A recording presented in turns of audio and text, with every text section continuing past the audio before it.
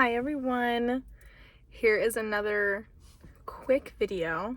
I wanted to film like a reading vlog this week, but my birthday was this week and I just didn't have the time. Like, I planned on finishing the third Game of Thrones book on like Monday or Tuesday, and I just finished it today and it's Friday. But yeah, so instead this week I have a little birthday book haul. So all the books that I got myself for my birthday, I got near my birthday, I was given. Either way, these are all the books around then. It's a pretty solid stack, if I do say so myself. But yeah, let's just get into it. So the first book that I have is People We Meet on Vacation by Emily Henry.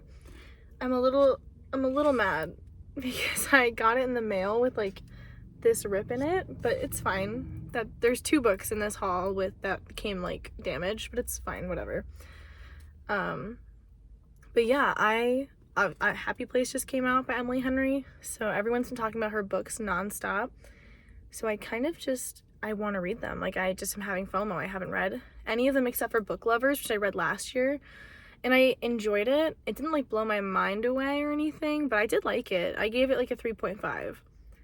So I'm hoping that I like these more, but also I just kind of want to like rank them. I want to see like what my favorite Emily Henry book is, I think. I don't know. We'll see. But yeah, so I have People We Meet on Vacation, and then surprise, surprise, I have Beach Read.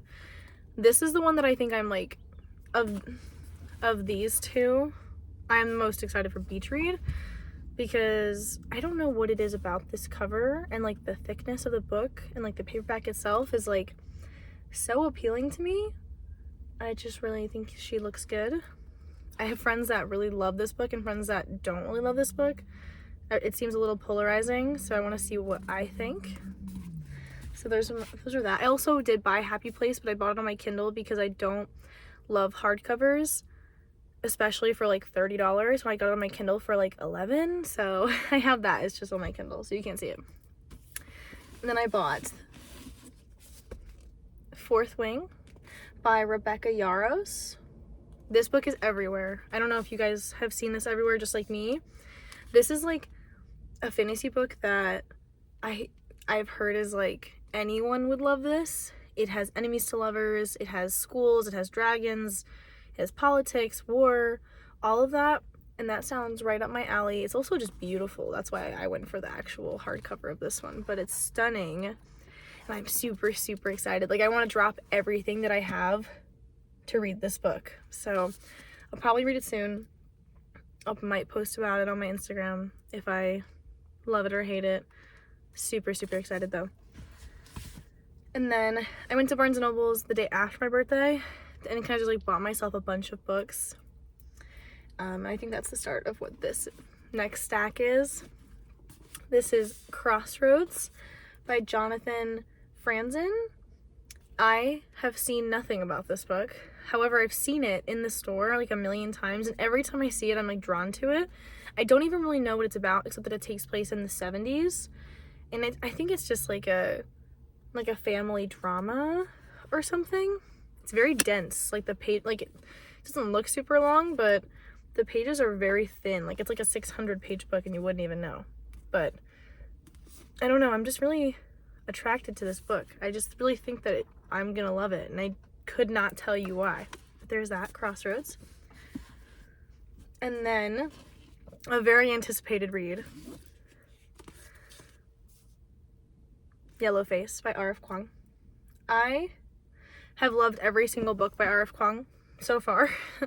This one is very different than her other books. This is a literary fiction about the publishing industry and like how fucked up it is, which is exciting. It's kind of fun coming from a young woman, a young minority woman at that, in the publishing industry, and like how that's affected her and people around her, but in a literary fiction setting. I'm sure this is going to be amazing. I have not a single doubt in my mind. I'm very excited for that too. And then I have Fruits Baskets Volume 9. Kind of self-explanatory. I've been reading these for a minute. I'm towards the end. There's like 12 of these collector's edition volumes. and this is the 9th one, so I'm getting towards the end there. It just keeps getting better and better. Can't go wrong with it, truthfully. What else do I have? Oh, I also have Fruits Baskets Volume 8. My fiance bought this for me, and he felt so bad. Like, I opened it up, and it's, like, all fucked up. Oh, the sun. Okay. Well, it's, like, you can see on the spine, the top of it, the bottom of it. Like, it looks like there's something on it as well, which is kind of really upsetting, because all of, like, my other ones are, like, in pristine condition. Like, that is so stunning. And then this one is, like, wonky. And normally I don't really care. I kind of am not the best at taking care of my books. Like, I throw them around, I write in them, I whatever. But these are just, like, collector's editions, and they're beautiful. So I'm contemplating, like, returning it to get another one, just so that I have them all looking very nice. But I'm not sure. I don't know if that's extra or not, because, like, in the end, the book is there, the book is fine, you know what I mean? Like, I can read it. Like, it's readable. Oh well, we'll see. Then I have The Great Alone by Kristin Hannah.